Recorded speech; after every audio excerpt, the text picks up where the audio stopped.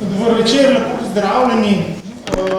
Jaz sem zelo vesel, da ste se zbrali v tako velikem številu in vas lepo pozdravljam v imenu organizatorja Inštituta za biostatistiko in biomedicinsko informatiko na medicinski fakulteti. Zdaj, kako bo potekal današnji večer, 1 uro časa imamo za predavanje profesora Todorovskega. Najprej pa bi predal besedo profesor Rosman, ki bo povedala nekaj besed v imenu vodstva fakultete. Izvolite. Hvala lepa. Jaz moram priznati, da sem zelo vesela, da vas pozdravljam na takem dogodku v tednu oziroma v mesecu znanosti strani vodstva medicinske fakultete.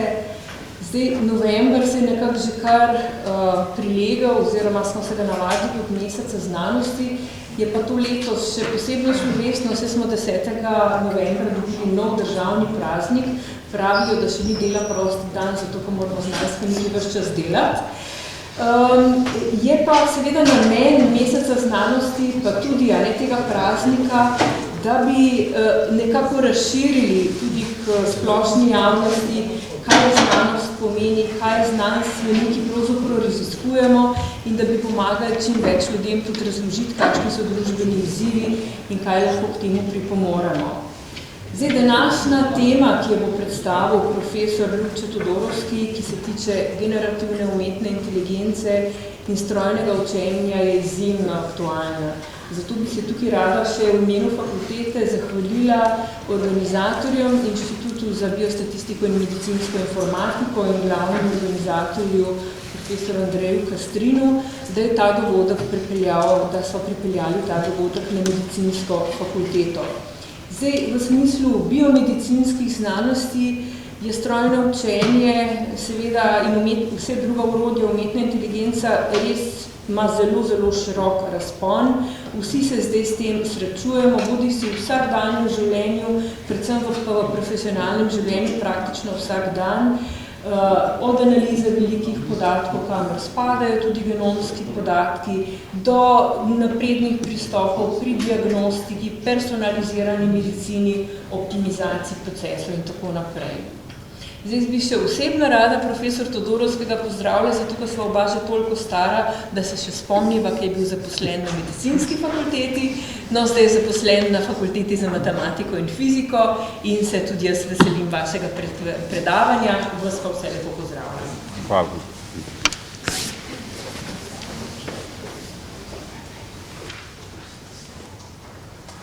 Nekaj besed o današnjem gostu. Zdaj, profesor Todorovski je leta 2003 doktoriral z področja računalniških znanosti. Raziskovalno pot je sicer začel pri nas na fakulteti, na Inštitutu za biomedicinsko informatiko takrat še. Potem pa je doktorski študij nadaljeval na odseku za inteligentne sisteme na Institutu Jožef Štefan, kjer se je intenzivno ukvarjal s področjem umetne inteligence, strojnega učenja in avtomatiziranega odkrivanja enačb, izmeritev in podatkov.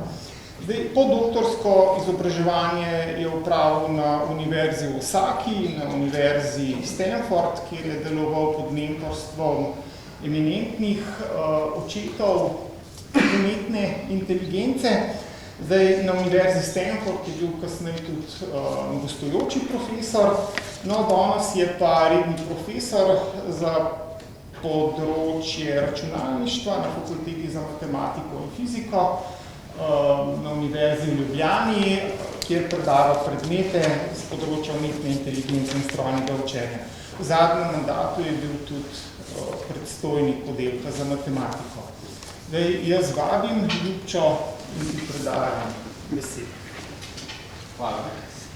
Hvala obima za prijazen uvod in za to, da ste me pravzaprav spomnili, kje je bil moj znanstveni inkubator. Moj znanstveni inkubator je bil takratni Inštitut za biomedicinsko informatiko. Tam sem začel svojo kariero in sem se pripravil na to predavanje spomnil, da pravzaprav moj ključni mogoče prispevek, ki ga najbolj cenim jaz, pa očitno bil odmevnost, so te eden od mojih najbolj pomembnih prispevkov, je nastal leta 97 in takrat sem zares bil zaposlen v Inštitutu za biomedicinsko informatiko. Tako da res hvala še enkrat za prijatelj vabilo, z veseljem sem se nekako vrnil na mesto zločina. In zdaj bom govoril o generativni umetni inteligenci in strojnem učenju. S to problematiko se ukvarjam očitno predolgo časa, ampak tokrat vam ne bom govoril o svojih raziskavah. Če vas zanima seveda kakšnokoli sodelovanje z FMF-jem, tudi da uporabite metode strojnega učenja, smo vedno na voljo in odprti za sodelovanje, ampak to, kar bom pokazal danes, je na nek način želim pokazati, kako smo dobili umetno inteligenco, kot jo poznamo danes. Zdaj, k sreči zgodovina umetne inteligence je tako kratka v smislu let, da se jo da nekako stisniti na 45 minut. In po svoje moj namen je, da demistificiramo umetno inteligenco. Dostikrat jo iz različnih vzvodov jo mistificiramo in nekako delamo mite iz tega. Upam, da bo to predavanje pomagalo razumeti, da kakšna pomembna vloga igra statistika, navadna statistika, navadna matematika pri vsej tej pameti umetne inteligence. Kot veliko drugih stvari na področju računalništva, kot računalništvo samo, je zagrešila ena sama oseba in to je Alan Turing. 1950. leta je napisal znameniti članek Computing Machinery and Intelligence. In je v tem članku, pravzaprav mogoče ga poznate bolj pod imenom Igra posnemanja, ker je bil tudi en film o Alanu Turingu biografski pred 10-15 leti, bil zelo popularen. In je pravzaprav presenetljivo razumljiv članek. Prvi članek je Alana Turinga iz 30 let, kjer je postavil fundamente sodobnega računalništva in računalništva sploh, je bil redko komu razumljiv. Članek iz leta 1950 je razumljiv vsakerju. Lahko ga preberete tudi vi in vam svetujem, da ga preberete, ker je pač preprosti članek o tem, ki se sprašuje, evo, tudi če nam rada sprogramirati računalnik, da je inteligenten, da kaže znake inteligence, se je spraševal, kako bomo to prepoznali, na kakšen način bomo vedeli, ok, zdaj ta računalnik je inteligenten.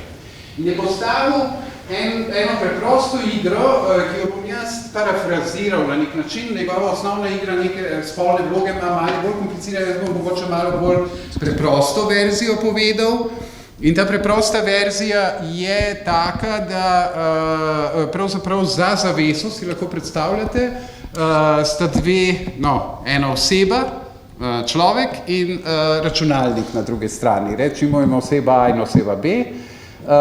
In potem pride spraševalec kot oseba C in se začne pogovarjati z obema tema entitetama na drugi strani. Ne ve, kdo je kdo.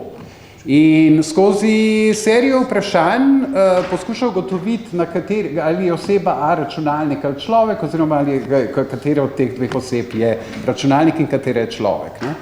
In preprosti izid je testa, če se v polovici primerov polovice izpraševalcev začne motiti in ne zna se več dobro odločiti ali pa ugotoviti, kdo je računalnik in kdo je človek, potem lahko govorimo o umetni inteligenci, se pravi, govorimo o računalniku, ki se inteligentno obnaša, je ergo umetna inteligenca. Zdaj, on je gotovo bil oče umetne inteligence, v tem smislu, da je to napisal, boter umetne inteligence je prišel majčkeno pozneje, tam nekje okrog leta 56, je bila prva delavnica prav na področju umetne inteligence v ZDA Dartmouth College, in tam so se prvič pogovarjali prav o tem.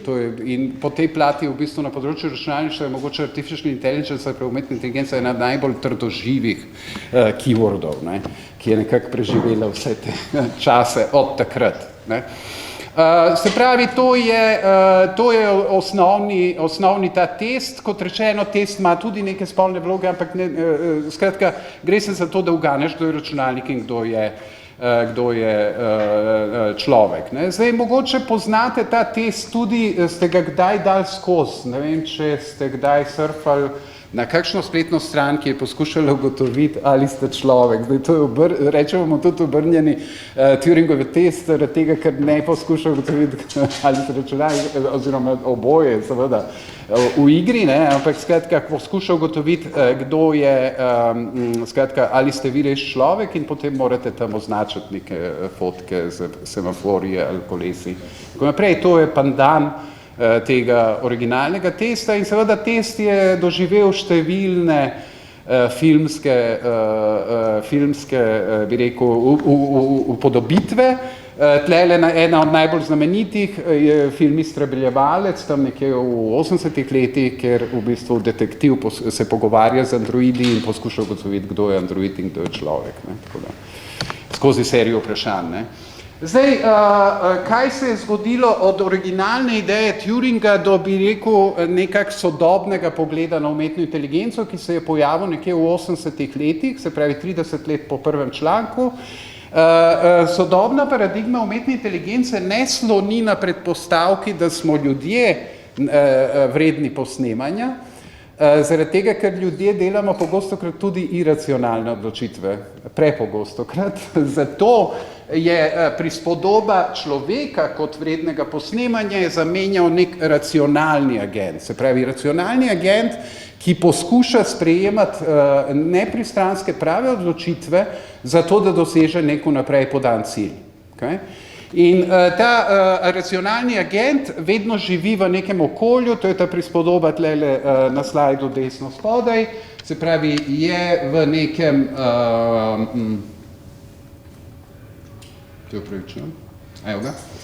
se pravi, živi v nekem okolju in v okolju najprej se seveda zaznava okolje, se pravi, pogleda, kaj je okrog in kaj je, recimo, če igra šah, pogleda šahovsko tablo, ugotovi, kje so figure in potem ima neko svojo agent, potem skozi neke pogone in akcije skratka sproža poteze, recimo v šahu. Zdaj zato seveda, da zna igrati šah, potrebuje neko bazo znanja in seveda potrebuje številne algoritme za odločanje in sklepanje, ki mu nekako pomagajo, da iz te baze znanja potem izlušči, katera bi bila recimo optimalna poteza v trenutni poziciji šaha. In to je seveda, če govorimo o sodobni paradigmi umetne inteligence, sodobna paradigma umetne inteligence je racionalni agent, ki ga v bistvu prizorimo kot nek algoritem računalniški, zadnje čase vedno bolj dobiva različne fizične oblike, ki tudi posnemajo človeka, ampak načeloma gre za algoritem, ki nekako inteligentno sklepa in odloča.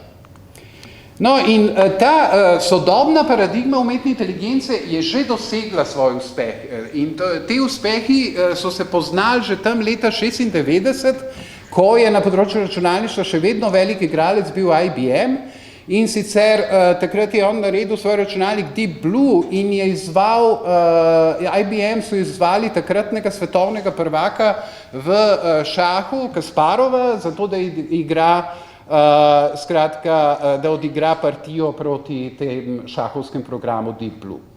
No in seveda leta 96 zelo ugoden izid za človeštvo, Kasparov vseeno zmaga in nekako potrdi, da mogoče ni še napočil trenutek umetne inteligence, ampak trajalo je, ne vem, zakaj se je pustil še enkrat izvati in se je udeležil druge tekme, kjer je pravzaprav zmagal Deep Blue z minimalno razliko sicer, ampak vseeno je bilo to še kar žalostna novica takrat za človeštvo in od takrat naprej v bistvu šahovski programi, zdaj dobro vemo, v bistvu šahovski programi so boljši od človeka in zato, da igramo proti njim normalno, jih moramo znižati ta raven njihove inteligence, tudi je sploh zanimiva in enakopravna.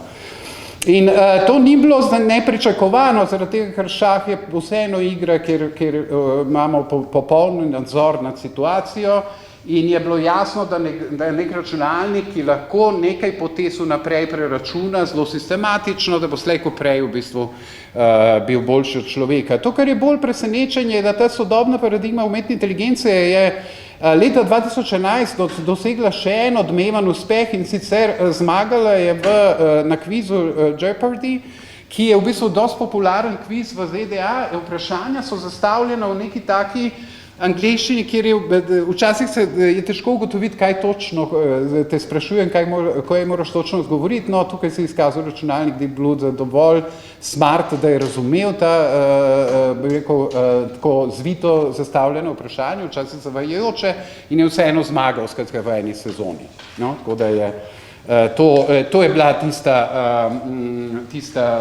tista odmevni uspeh sodobne inteligence. Ampak v vsta čas, seveda, v IBM je samo navzven kazal to podobo umetne inteligence.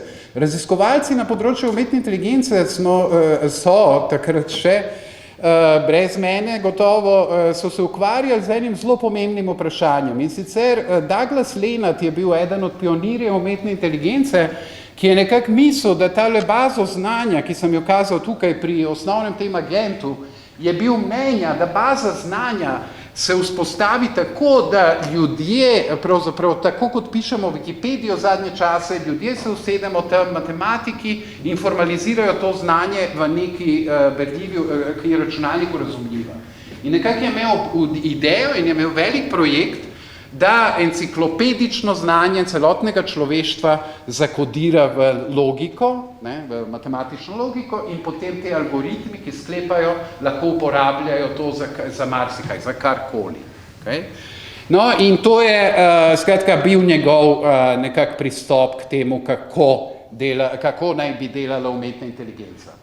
No, z druge strani je mogoče bil en bolj provokativen znanstvenik, ampak vseeno je naredil pomemben prispevek, Edward Feigenbaum, ki je rekel, da ideja od Lenata ne bo poletela. Ker je nemogoče pravzaprav narediti, nemogoče celotno znanje, ki ga mi imamo kot eksperti, znanstveniki ali pa kot navadni ljudje, je zato zelo težko prevesti v računalniško berljivo obliko ali pa v matematično logiko. Vsak, ki vozi kolo, najbrž ima to izkušnjo. Če bi probali formalizirati v naravnem jeziku, kako vozite kolo, gotovo ne boste mogli to znati ubesediti na pravi način in verjamem, da noben med vami, pa tudi jaz ne računa takrat, ko zavijate levo ali desno, ne računate komplicirane fizične formule, zato da izračunate, kjer je maksimalna hitrost za kakšen ovinek. To nekako vsi vemo in vsi imamo v sebi in gotovo je zelo težko ubesediti ali pa predstaviti. In to je samo banalen primer, dostikrat tudi, če med vami so zdravniki, najbrž je jasno, da postopek diagnostike ni tako zelo enostaven, da bi se ga dalo formalizirati v obliko znanja, oziroma zelo težko ga je nekako zapisati v formalno obliko. In hecno, nekaj časa, mogoče 10 let je področje umetne inteligence se ni znalo odločiti, katera pot je ta prava, ampak potem nekje na začetku 80-ih let je padla dokončna odločitev in pol je nekako Edward Feigenbaum je pustil to sled, da so ljudje rekli, pa sej, če ne znamo mi, če ne zna človek napisati vse te znanje v računalniško obliko logike, zakaj ne prepustimo to nalogo računalniku? Zdaj zveni, kot da je to zelo preprosta ideja. Če imamo že računalnike, zakaj ne bi delali namesto nas? Ne? Kaj je ideja? Ideja je, da strojno učenje pravzaprav opazuje okolje, se pravi opazuje recimo igralca šaha, in opazuje ga toliko časa in mogoče tudi samodejno odigra kakšne poteze in sam proti sebi igra in tako naprej, opazuje vse te primere in s časoma pač algoritmi se naučijo, ugotovijo, kaj so tiste poteze, ki so ta prave in si naredijo neko bazo znanja, ki jo potem uporabljajo za nove partije šaha ali pa za kakšno drugo igro.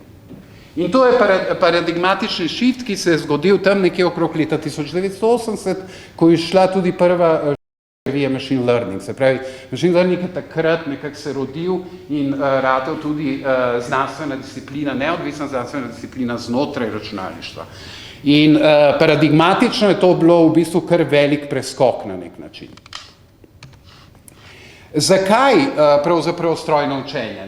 Strojno učenje se uporablja zdaj na mnogih področjih in je v bistvu strojno učenje tudi zagrešilo, če hočete, generativno umetno inteligenco, ki jo poznamo danes.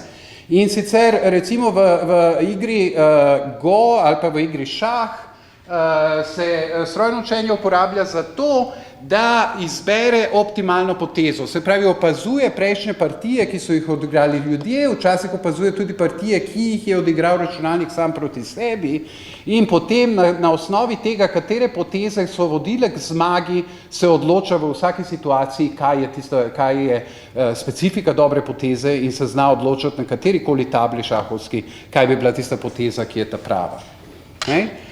Mogoče kakšen drug primer, ki ga poznate, je relativno nadležen, gotovo ste ga srečali. Dostikrat nas opazujejo v digitalnem svetu tudi, kako nakupujemo. Okay? In seveda nakupujemo na digitalnih platformah večinoma tako, da se identificiramo in prijavimo z uporabniškim imenom. To pomeni, da poznajo neko našo zgodovino nakupov in seveda strojno učenje je tukaj, da te podatke o naših prejšnjih nakupih prevede v napoved, kaj bo naš naslednji najbolj verjetni nakup. In zaradi tega te nadležna priporočila kupite še to in ono in mogoče ste pozabili to in to stvar. No, če pa govorimo mogoče bliže medicinski diagnostiki, pri medicinski diagnostiki tudi strojno učenje igra pomembno vlogo zaradi tega, ker ga lahko učimo, recimo, če imamo neke posnetke možganov z različnimi diagnozami, potem lahko te označene slike, ker je diagnoza že jasna in jo postavil človek, lahko predstavimo to kot vhodne podatke strojnemu učenju in rečemo, da se nauči, recimo v tem primeru, ločiti med 3 stopnjami neke bolezni. In potem imamo računalnik, ki je zmožen, skratka ima dovolj znanja, da ko vidi eno novo sliko, ki jo človek še ni diagnosticiral, da zna povedati, v katero od teh 3 skupin sodi.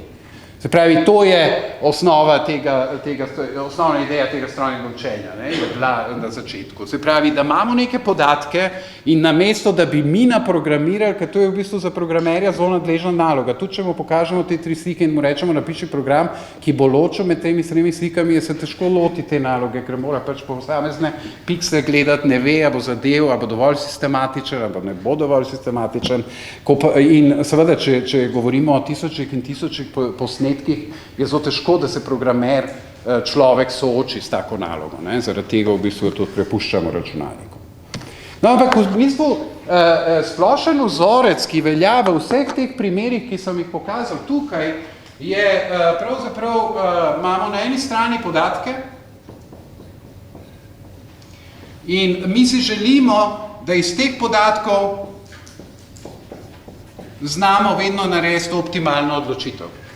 To je pravzaprav ta igra, ki se gre strojno učenje ves čas. In to je težka naloga. To v bistvu vsi eksperti to opravljamo. Jaz kot znanstvenik moram gledati neke prejšnje raziskave in ugotoviti, kaj je tista stvar, ki bi zdaj sprejeti odločitev o tem, kaj bi bila vredna raziskava naprej. Znotraj te raziskave moram narediti milijardo odločitev o tem, kako bomo zdaj zavili in v katero smer bo šla naša raziskava in tako naprej. In to je pomembna stvar, ampak na prvi pogled neobvladljiva, pretežka. Okay? In ker ne znamo, netrivialno ključno vprašanje, ki se tle zastavi, je, kako vzpostaviti to povezavo, kako sploh ljudje vzpostavimo, kako znamo, kako postanemo eksperti, ki nekako znajo reči, ok, zdaj v tem trenutku je treba narediti to. Okay, in zato, da odgovorimo na to vprašanje, se bom vrnil dosti časa nazaj, na čas, ko ni bilo računalnikov. In zdaj nekaj časa, to je moja nekako najbolj priljubljena anekdota pri predavanjih o strojnem učenju, ki jo imam celo za uvodna predavanja v predavanjih, ki so polna formul in tako naprej. Danes ne bo nobenih formul, tako da naj povem, ampak skratka tudi, ko predavam študentom matematike, v bistvu jih soočim s tem primerom in nekaj časa sem bil frustriran, ker je brez star, pa sem ga hotel zamenjati, pol je napočila korona in pol sem gotovo, da je spet zelo aktualen in da je mogoče fajn, da ga ohranim še nekaj časa. In sicer gre za Johna Snowa. V Londonu 1854 je divjala epidemija kolere. Začela se je epidemija kolere in je prevladajoča predpostavka v tistem času bila, da je kolera posledica slabega zraka. Pa Pač, in to ni bilo, po mojem, težko verjeti v Londonu, če si živel, ker pač slab zrak je bil. Danes. Ne? In nekako je, zaradi tega je nekako, mislim, John Snow je pa bil v bistvu zdravnik, ki se je zanimal za to zdaj, kaj lahko, na kakšen način lahko pomaga ljudem. Bil je pa očitno tudi kar sistematičen zdravnik, ki je, to se ne morejo zgodovinari znanosti, se nikakor ne morejo zmeniti, zakaj je to počel, ampak je imel nek zemljevid Londona, kjer si je beležil še kar morbidni zemljevid, ker si je beležil smrtne primere od kolere. V bistvu incidenca kolere in smrt je bila tako kot ena na ena, v tistih časih. No in skratka, to je ta zemljevid, upam, da vidite majhne črne pikce, ki uprizarjajo, kje so se zgodili te smrtni primeri. Ne? In prva stvar, ki je padla Johnu Snowu, in to so podatki. Okay? Zdaj imamo podatke pred sabo in kot veste, že iz časa korone vsi odločevalci na državni, na globalni ravni se sprašujejo, kaj narediti. Okay? Pravi, še vedno imamo to glavno vprašanje, ne? Kaj je zdaj prava odločitev. No in kaj je John Snow, kako je John Snow razmišljal, je rekel, dobro, če je res hipoteza, da kolera nastaja zaradi slabega zraka, potem pričakujem, da bojo primeri kolere razporejeni enakomerno po Londonu. Okay? In iz zemljevida svojega je ugotovil, da temu ni tako. Da ponekod v Londonu je veliko število primerov, te znameniti klastri, o katerih smo se poslušali dosti tam leta 2020, in ponekod v Londonu pa sploh ni toliko veliko primerov. In rekel, ok, nekaj narobe z našo hipotezo. In zdaj, spet, zgodovinari znanosti še danes imajo ogromne debate o tem, ali je to bila slučajnost, ali je on dodal znake. Na tem zemljevidu so tudi oznake vodnih črpalk. Nisem mogel verjeti in preveril več zgodovinskih virov. London je še vedno živel kljub vsej tradiciji rimskega graditeljstva, ki so znali, že Rimljani so znali pripeljati vodo v vsako hišo, ampak očitno London 1854, to je bil še velik izziv. In ljudje so uporabljali vodo iz vodnih črpalk. Okay? In ena od vodnih črpalk je bila v centru teh klastrov, okay? na ulici Brod. In to, kar je rekel John Snow, je rekel, mislim, to ne more biti slučaj, to je najbrž povezano in je vzpostavil nekako vzorčno povezavo, temu rečemo v strojnem učenju tudi napovedni model, ki reče, če živiš blizu te črpalke, boš gotovo zbolel. Ne? Mislim, skratka, velika verjetnost je, da boš zbolel z kolero. Ne? In pravzaprav je vzpostavil to povezavo, je nekako naredil predpostavko tega modela, da pravzaprav vodna črpalka pojasnjuje to in voda pojasnjuje nastanek, širjenje kolere, in potem je šel do takratnega župana Londona in mu je rekel, da se mu zdi, da bi bil pravi ukrep, da zaprejo vodno črpalko na ulici Brod. In od tukaj naprej je vse, skratka, zgodovina epidemiologije, pravzaprav zdaj John Snow velja za pionirje epidemiologije, potem Louis Pasteur pozneje v Franciji začne prekuhavati vodo in tako naprej, skratka, kolera ni več od takrat naprej problem, zaradi tega, ker osnovna napačna predpostavka, da je to povzročeno z slabim zrakom, se je zamenjala z bolj nekako veljavno teorijo o tem, da je slaba voda tista, ki je odgovorna za nastanek te bolezni. No in to, kar je poučno, zakaj sem povedal zdaj zgodbo iz leta 1800 in nekaj, ne? To, kar je poučno, je, da pravzaprav, če hočemo tole povezavo, ki je zelo težka, ne, če jo hočemo nekako upredmetiti in jo rešiti, ne, to uganko, kako podatke povezati z odločitvijo, rabimo tukaj neko stvar, ki rečemo v bistvu model. In tukaj bi se zdaj strinjali tako računalničarji, statistiki in tako naprej, ker pač vedno to nekako počnemo in vedno hočemo, da ta model, pravzaprav še posebej na področju umetne inteligence, osnovno uporaba tega modela je, da nam pomaga sprejeti pravo odločitev. Okay? Naj si bo to prava poteza v šahu ali pa prava poteza v neki epidemiološki situaciji.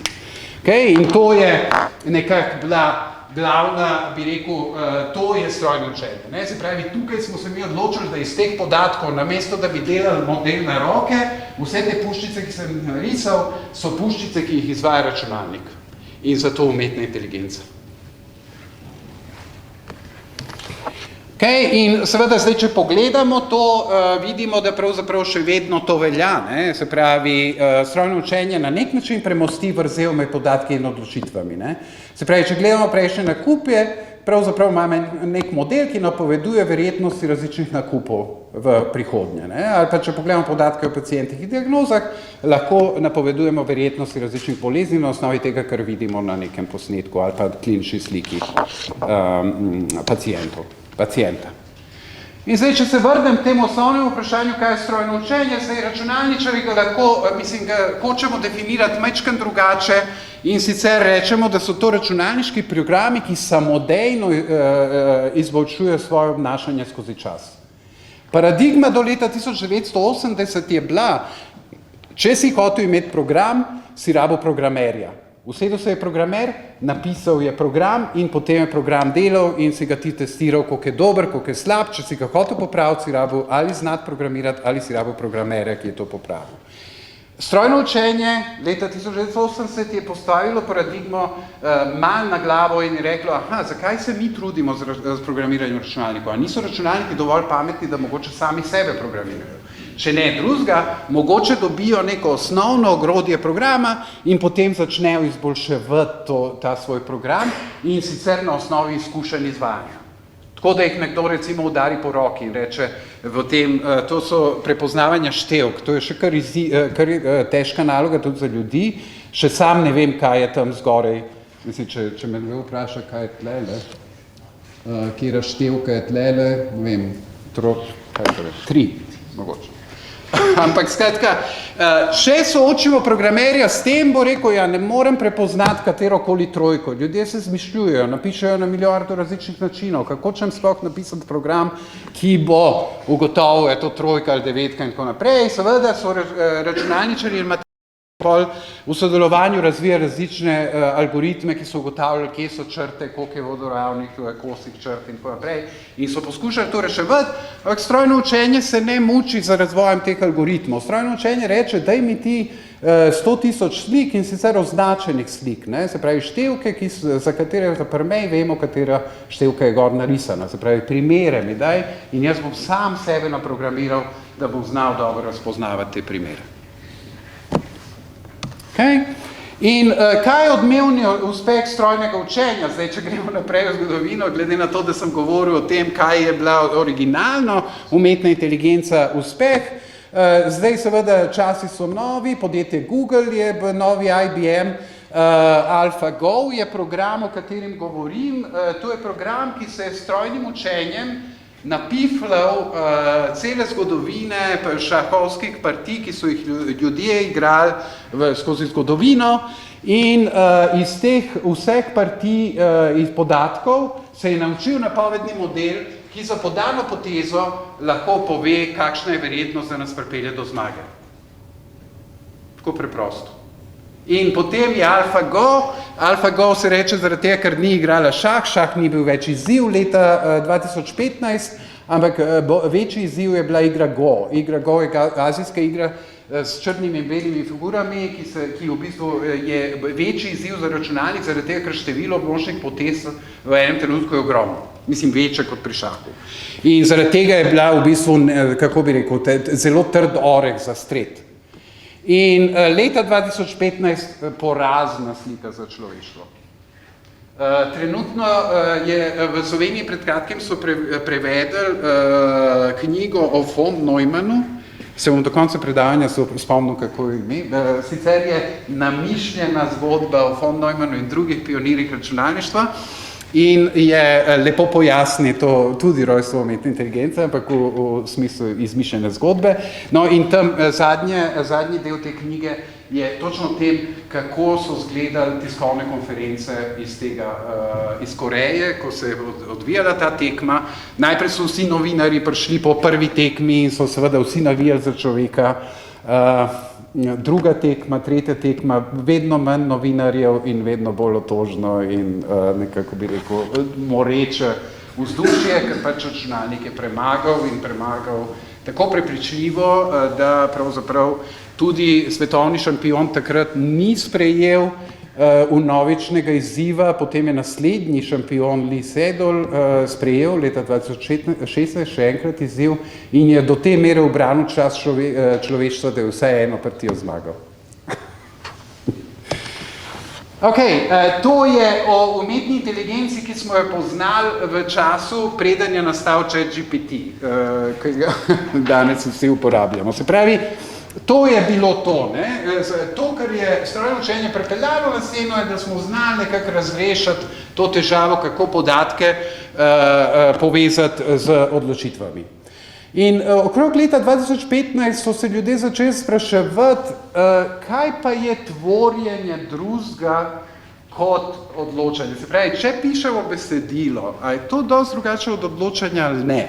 V bistvu, ko pišeš besedilo, jaz se spomnim, ko smo bili otroci, smo se igrali eno igro ali pa teenagerji, kjer si ti v bistvu na zabavi, nekdo je povedal prvo besedo in potem je naslednji moral ponoviti prvo besedo pa dodati svojo in potem si moral nekako logični po eni strani si moral si zapomniti vse besede, ki so bile povedane do takrat, po drugi strani si pa neko nadaljevanje dal, ne? In zdaj bolj, ko je bilo nenavadno, bo večji izziv za naslednika, ali pa bolj, ko je bilo navadno, mogoče manjši, ampak svetka je bilo nekak zgodba se je tvorila na ta način, ne? In pravzaprav, če tako pogledaš to igro tvorjenja stavka, stavek ni nič drugega kot sprejemanje odločitev. Kaj je naslednja beseda v stavku je odločitev? Okay? Ti imaš začetek nekega stavka, ali pa imaš neko vprašanje in vse, kar se moraš odločiti, je, katera je prva beseda odgovora in katera je potem druga beseda odgovora in katera je tretja in tako naprej. In to je vaš ChatGPT, naš ChatGPT in ChatGPT, ki ga uporabljamo. To je ogromen statistični model, ki pravzaprav napoveduje naslednjo besedo. O tem, kaj je posledica zdaj tega v nadaljevanju predavanja. Se pravi, do leta 2010 raziskovalci na področju strojnega učenja smo se ukvarjali z napovednimi modeli, se pravi, napovedovali smo verjetnost tega in unga. Ne? Od leta 2010 strojno učenje zanima se za tako imenovane generativne modele. Ne? Se pravi, generativni model je tisti model, ki lahko tvori nove podatke ali besedila, slike, audio in video posnetke. Ne? In pravzaprav generativni model za besedila, nekdo je imel to genialno idejo, da je rekel, pa sej, to, kar sem povedal prej, da če hočem tvoriti besedilo, je dobro, da uporabljam napovedni model, ki mi pove, katera je najbolj verjetna naslednja beseda v besedilu. Tako preprosto je to.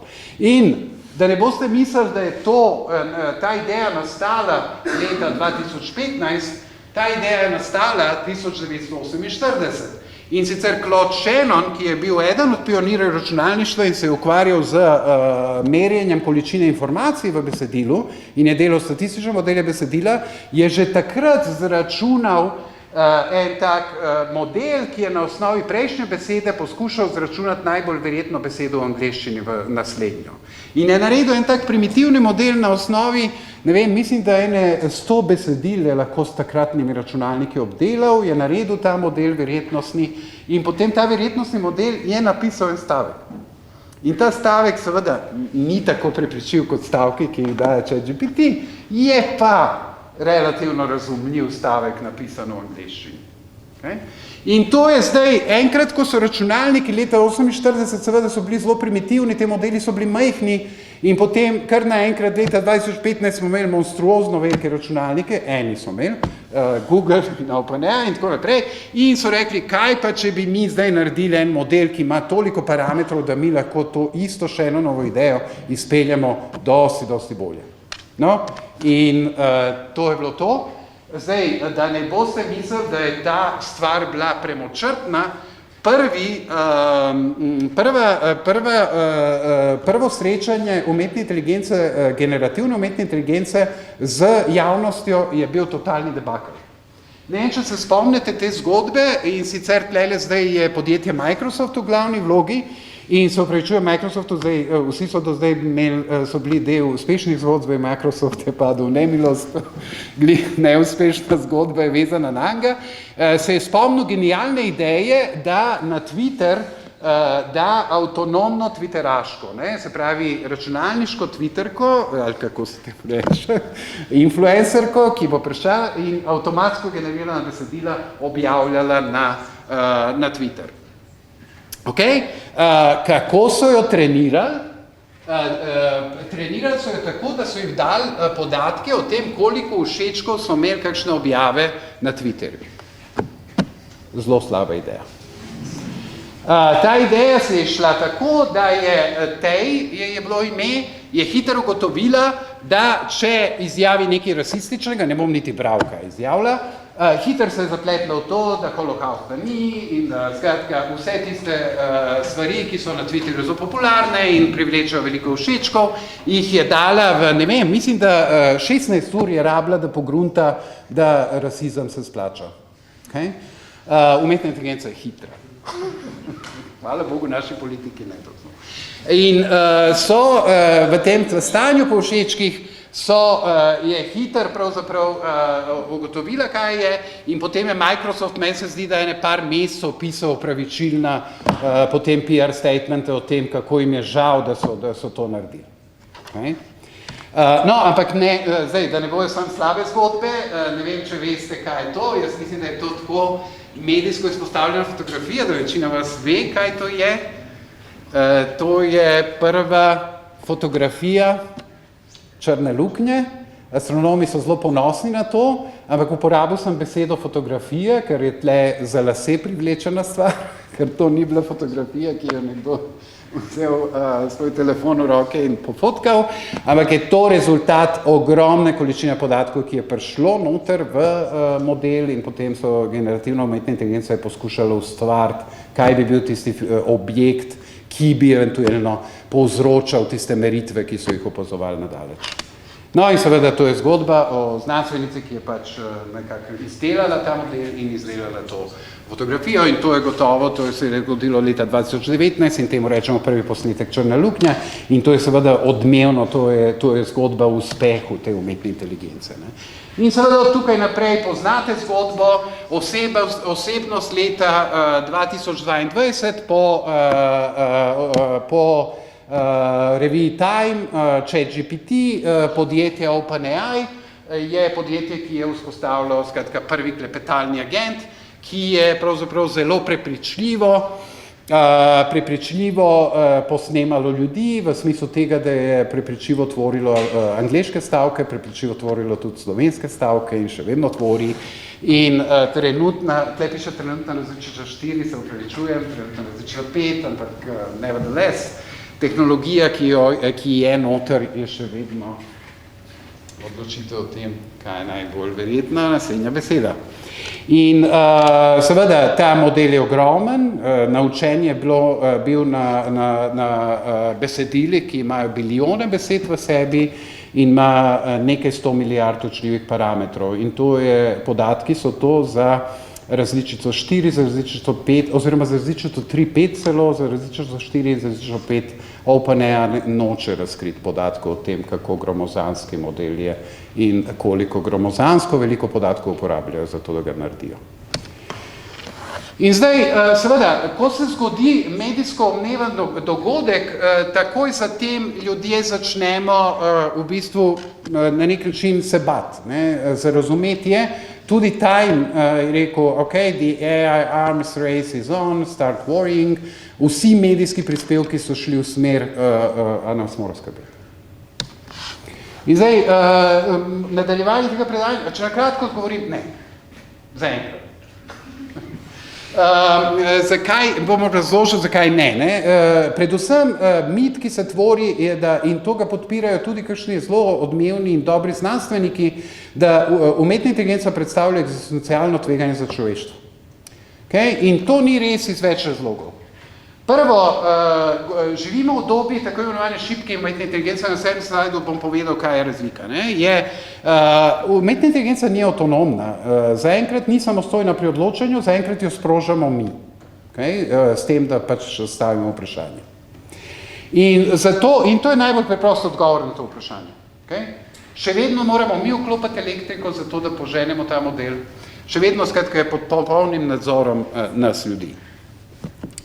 Zato ta mit v bistvu povzroča nepotrebno paniko in ta nepotrebna panika je nevarna tudi zaradi tega, ker nas odvrača od res pomembnih vprašanj vezanih na umetno inteligenco.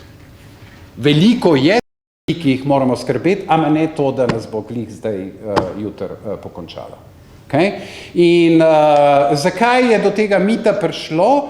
Med drugim zaradi tega, ker so mit podpikovali številni, gotovo ste videli ogromno filmov, ne vem, če vas zanima za res dober film o umetni inteligenci, mogoče je fajn pogledati klasiko iz leta 1969, Odiseja v vesolju 2001, dve pomembni stvari, kako se umetna inteligenca odziva na laži in kako se umetna inteligenca odziva na trenutek, ko jo začnemo ugašati. Oboje je zelo fajn in je zelo vizionarsko za tiste čase, no? Tako da ostale primere ne bom niti navajal. Ampak to je in je zelo aktualno na nek način zdaj, še posebej ta del z laganjem. Okay? In jezikovni modeli so še vedno šibka umetna inteligenca, šibka zato, ker je zmožna reševanja zelo specifičnih nalog. Zaenkrat v bistvu nam lahko naročimo besedilo, lahko naročimo jezikovnemu modelu tudi sliko ali pa video, ampak to je šibka umetna inteligenca. Zdaj, močna umetna inteligenca je zmožna razumevanje učenja in splošne uporabe znanja za reševanje poljubnih nalog. Okay? Zaenkrat močna umetna inteligenca s tem okvirjem, ki sem ga kazal tukaj, je zelo bi mogli sanjariti o tem z trenutno stanjem znanosti na področju umetne inteligence in računalništva. Je ta tehnologija, ki jo imamo trenutno, je preveč omejena, da bi govorili o močni umetni inteligenci, da sploh ne govorim o špekulaciji super umetne inteligence. Za super umetno inteligenco nimamo niti Turingovega testa. Tudi če naredimo inteligenco, ki je bolj inteligentna od nas, ne razumem, na kakšen način bomo to ugotovili.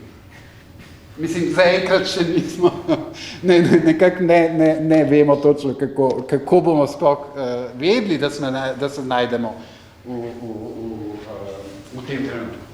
In zdaj, če govorimo o tem, kaj so zares pomembne skrbi, meni se zdi, da je ena od pomembnih skrbi, za katero se moramo začeti spraševati, je vpliv na družbo. Gotovo ena od velikih skrbi je vpletanje umetne inteligence v demokratične procese.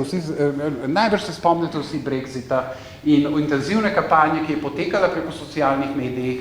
Takrat so ljudje morali v bistvu delati tiste personalizirane oglase za posameznike, zato da jih prepričajo, kako je v njihovem interesu, da Britanija zapusti Evropsko unijo. Predstavljajte si, kako izgledajo zdaj politične kampanje, ko vse te stvari lahko v bistvu piše umetna inteligenca. In jih dejansko piše. Kako se bomo zmenili o tem, na kakšen način bomo se borili proti manipulativnimi novicami, to je najbrž eno od ključnih vprašanj današnjega časa. Drugo ključno vprašanje je gotovo širjenje predsodkov in diskriminacije. Ne? Znameniti primeri, ne vem, če nekdo je dal v Google pač oseba Afroameričan, skratka je dal svojo sliko v Google na razpoznavanje, rekel, ok, na sliki je gorila. In zdaj, zakaj govorim o tem primeru? Zaradi tega, ker v bistvu učni primeri, ki jih dajamo umetni inteligenci, temu modelu, določajo, kako se bo obnašal. In predstavljati si to mogoče benigen primer, ki sem ga povedal zdaj, ampak v Ameriki se uporablja avtomatizirani sistem, ki pomaga sodnikom, da se odločijo, kdo bo ostal v priporu in kdo bo puščen proti kavciji. Bil je naučen iz prejšnjih primerov in ko so naredili analizo, kdo konča kdo ne dobi izpustitev proti kavciji, si lahko predstavljate, kdo so tisti ljudje in kako je to povezano s primerom gorile, ki sem ga povedal prej. Skratka, in zakaj je to nevarno? Konec koncev tudi ljudje delamo odločitve s predsodki. Zaradi tega, ker ljudje smo omejeni. Sodnik tipično naredi 8 odločitev na dan. Računalnik lahko naredi 8 milijard odločitev. In zdaj si predstavljate, kako lahko nevarno je odločanje diskriminatorno v takem okolju. Nepreglednost teh modelov, se pravi slabo razumevanje. Mi še vedno, pravzaprav tudi raziskovalci strojnega učenja, zelo slabo razumemo, kaj počne model z tolikimi milijardami parametrov. In zelo težko pojasnimo, kako in zakaj. In zaradi tega je težje v bistvu nadzorovati ali pa videti transparentno, kaj je botrovalo neke odločitve, ki jo predlaga računalnik. In seveda, to, kar ste zdajbrž dostikrat ugotovili pri pogovoru s ChatGPT, morate biti pripravljeni na to, da včasih se mu pripetijo napake, kot vsakemu človeku, včasih se pač naravnost izmisli kaj. Okay. In to, kar je druga skrb, je odnos do avtorstva.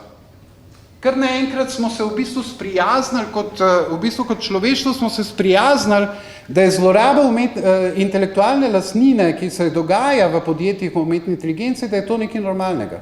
Da je čisto normalno, da smo mi zaupali v vso znanje človeštva in vse avtorsko zaščitena dela nekemu privatnemu podjetju, zato da je naredilo jezikovni model, ki ga pol mi proti plačilu uporabljamo ali pa kakorkoli že. Ne? Kako je do tega lahko sploh prišlo, ne? In kako bo jo ta velika podjetja, ki razvijajo jezikovne modele, konec koncev kompenzirali vsaj te avtorske pravice, ki so jih uporabili. In seveda vpliv na delovno okolje, ustvarjanje in poučevanje, izkoriščanje delavcev za pripravo učnih podatkov. Zdaj v bistvu obstaja zelo dober Kosmina obstaja tudi članki zadnje čase na ZM-Sajdu, bom povedal nekaj drugega. Obstaja vrsta člankov zadnje čase, ki govorijo o tem, da pravzaprav ChatGPT inducira neke vrste miselno lenobo in da takrat, ko ga uporabljamo za to, da rešujemo probleme, v bistvu uporabljamo možgane manj, kot bi jih uporabljali, če bi delali sami. Ne? Mogoče je zelo fajn, da vas upozorim še na nekoga, na De Vries Gauta, to je nizozemski znanstvenik, ki se zanima za to, kakšni so supply chaini za umetno inteligenco, se pravi, kako vse uporabljajo delavce iz celega sveta, za to, da naredijo jezikovne modele, ki jih uporabljamo, in predvsem zelo pomembno vprašanje, koliko elektrike porabijo pri tem. Tako da to je vse. In zdaj, da ne bo izvenelo, da sem tehnološki pesimist in da vam hočem nabiti slabo vest, da naslednjič, ko odprete ChatGPT, da boste ogromne energije uporabili, jaz ga še vedno uporabljam, najbrž ga tudi vi, ampak v vsakem primeru to, kar se mi zdi racionalen družbeni odgovor, je ne o tem, da se začnemo ukvarjati, kako je to yet another existential threat to humanity, da je to neka eksistencialna nevarnost, ampak da se racionalno lotimo regulacije umetne inteligence. Zdaj, prvi poskus je bil narejen v Evropski uniji, tokrat Evropska komisija je odigrala zelo dobro vlogo, ni začela omejevati tehnologijo, ampak je začela govoriti o tem, kakšni so tveganja uporabe tehnologije na različnih področjih.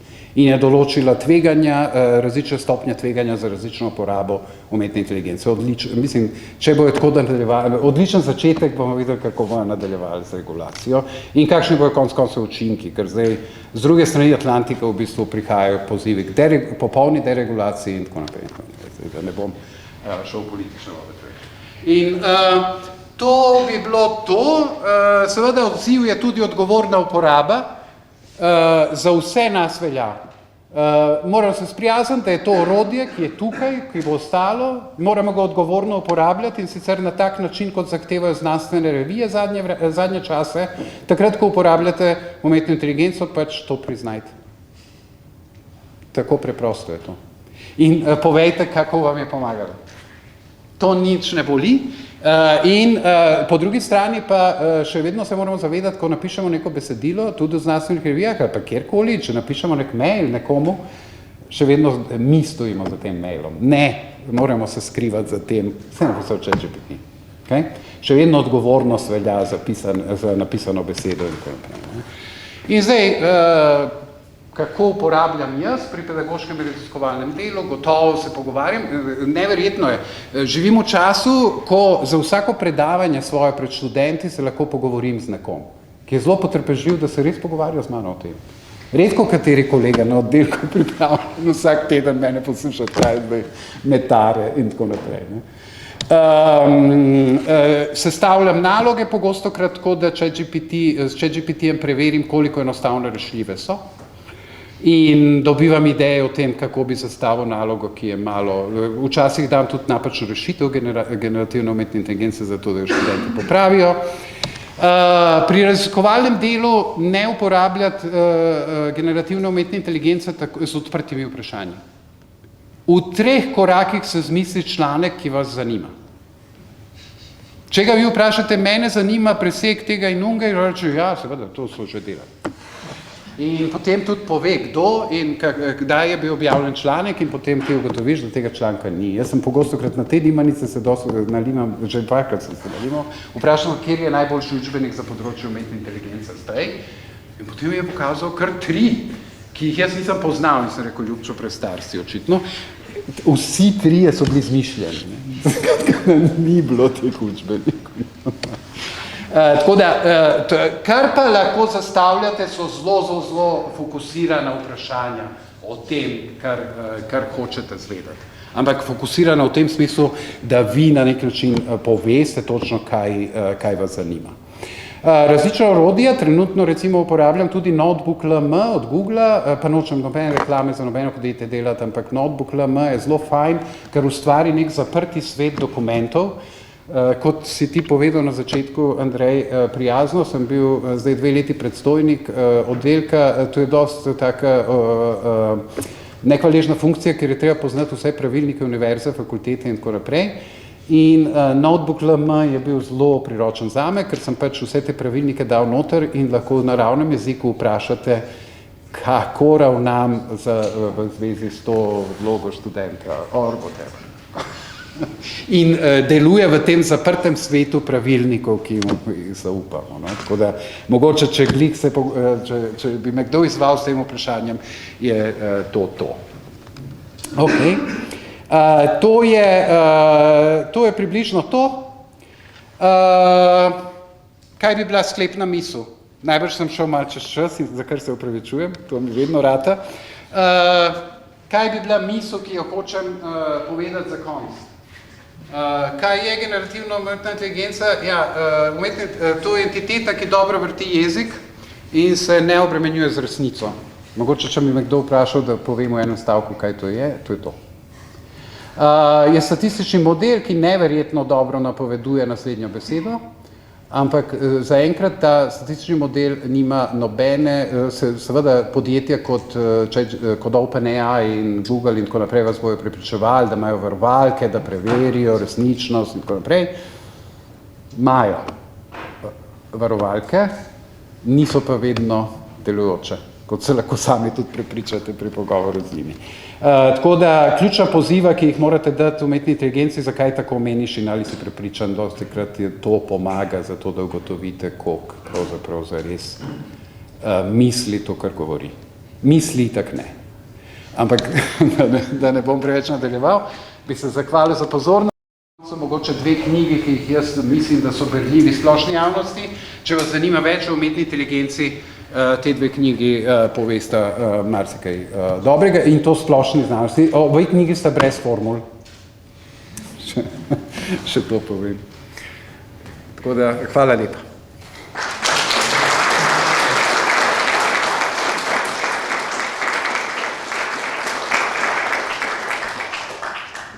Hvala, Ljubčo, za res lepo in poučno predstavitev. Zdaj pa čas imamo še za 1-2 vprašanji. Ja, kdo bo začel? Jaz imam vprašanje. Iz katere baze se pa uči, če GPT mislim gospod? Ja, dobro vprašanje. V bistvu vprašanje, ki je OpenAI, ki je v bistvu paradoksalno nastal kot podjetje, ki je obljubljal odprte rešitve za umetno inteligenco, zato Open, je trenutno v bistvu ne želi odgovoriti na vprašanja, kaj so učni podatki, zato da natrenira svoje modele in kako jih pridobiva, niti koliko jih je. To je bilo nazadnje znano, kot sem povedal, za model 3,5, tudi Google je zelo nedoločen pri teh stvareh, za javno dostopne modele pa vemo. Pravzaprav javno dostopni modeli in odprti modeli umetne inteligence, kot je recimo Mistral, ki je by the way evropski produkt, tako da hočem tudi to razkrinkati zdaj, koliko smo mi Evropi bogi, ker nimamo, ne, ni res. Na področju umetne inteligence imamo veliko tudi v Sloveniji in imamo tudi odprtokodne modele umetne inteligence, kot je Mistral. In te odprtokodni modeli, za njih je jasno, da uporabljajo samo podatke, ki so v javni lasti oziroma ki so javno dostopni. Zakaj velika podjetja kot OpenAI, Microsoft in ostali nočejo razkriti, iz katerih učnih podatkov se učijo? Zaradi tega, ker dostikrat kršijo osnovne avtorske pravice na ta način, da pač uporabljajo te podatke za učenje svojih modelov, se pravi avtorsko zaščitene materijale. Ali je forenzično možno dokazati, da so to uporabili? Trenutno ne. Zaradi tega, ker to požre nek statistični model ogromen, ki pač toliko predela te podatke, da nekako je težko dokazljivo, da je točno določen učni podatek bil uporabljen za treniranje in kalibriranje tega modela. Tako da žal, za kakšne modele je to transparentno, za te največje modele, ki so najbolj popularni, pa na to vprašanje ne znamo odgovoriti. Kakšna je prihodnost, pravi, kot ste omenili, je umetna inteligenca povezana s statistiko, kakšna je prihodnost statistike v razmerju do modela umetne inteligence in kakšna je prihodnost, kaj ste napovedali za matematiko, kot takšno, za različno področje? Odlično. Spoštovani kolega, akademik na FMF, je rekel, Ljubčo, zdaj ste v podobni situaciji kot matematiki v 50-ih letih, ko so izumeli žepni kalkulator. Takrat so vsi govorili, konci matematike in poučevanja matematike, itak imamo to napravo, ki se računa. In je rekel, mogoče ni tako vse hudo, kar zgleda na prvi pogled, ampak je vprašanje o tem, zdaj, kakšna je prihodnost matematike in kdo bo v bistvu, jaz mislim, da trenutno še vedno vsa kreacija mora priti od znanstvenikov, ki smo ljudje. Okay?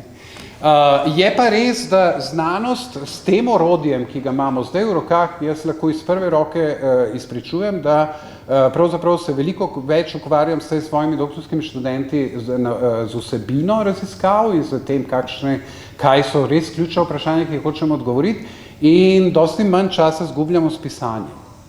Okay? Ker je pač vedno bila nadloga v znanosti, na koncu napišeš svoj članek.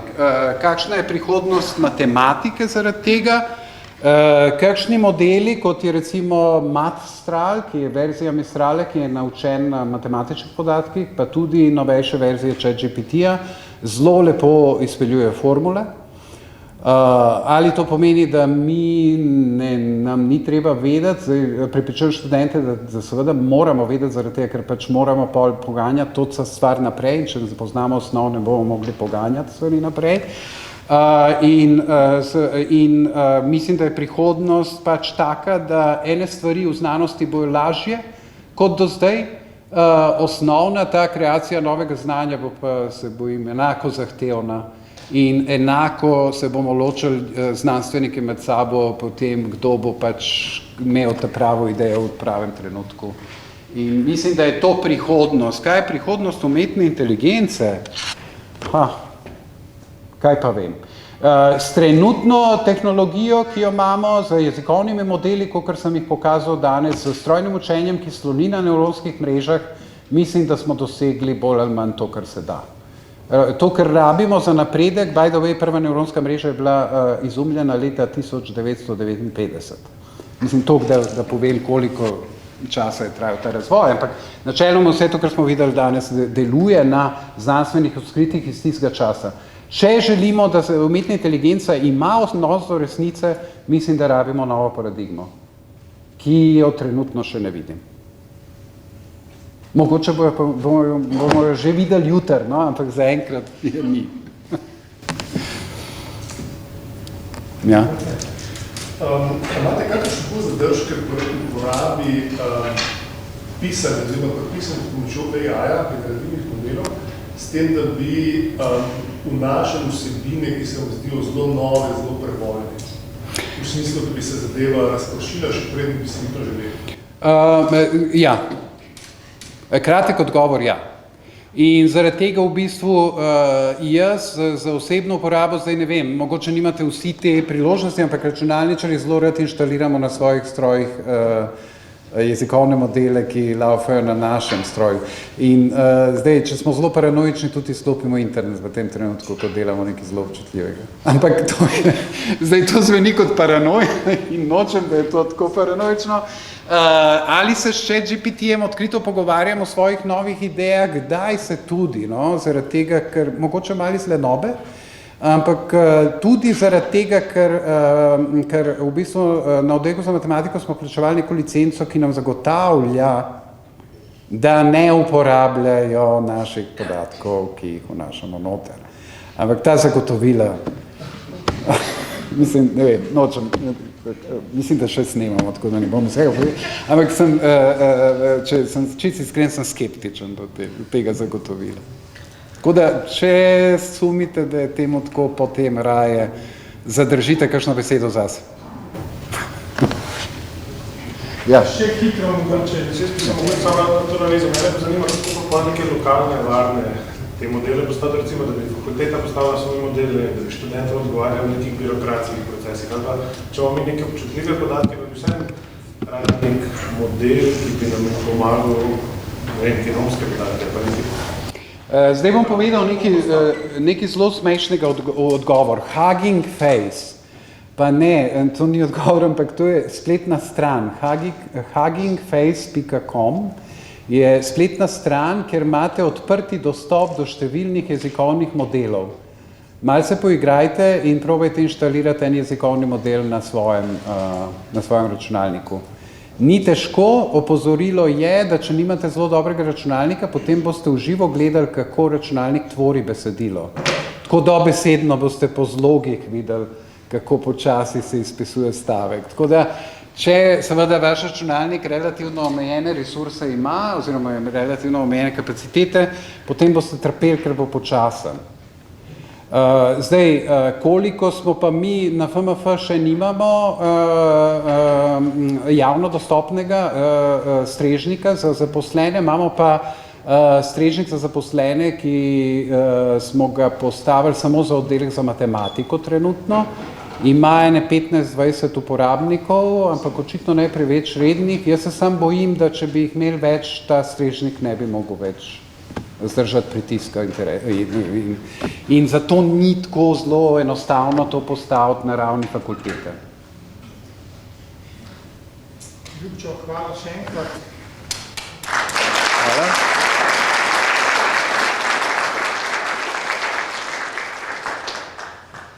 Hvala tudi vsem udeležencem, tako da to je bilo prvo v tej seriji predavanj, ki jih pripravljamo. Pred zaključkom semestra se pripravlja še ena bolj praktična delavnica, tista bo omejena na 20 ljudi, tako da v smislu pisanja znanstvenih besedil, tako da boste pravočasno obveščeni in kogar zanima, vabljam, da se čim prej prijavi. Hvala vsem. Hvala še enkrat. Malo sem bil predolg. Ne, le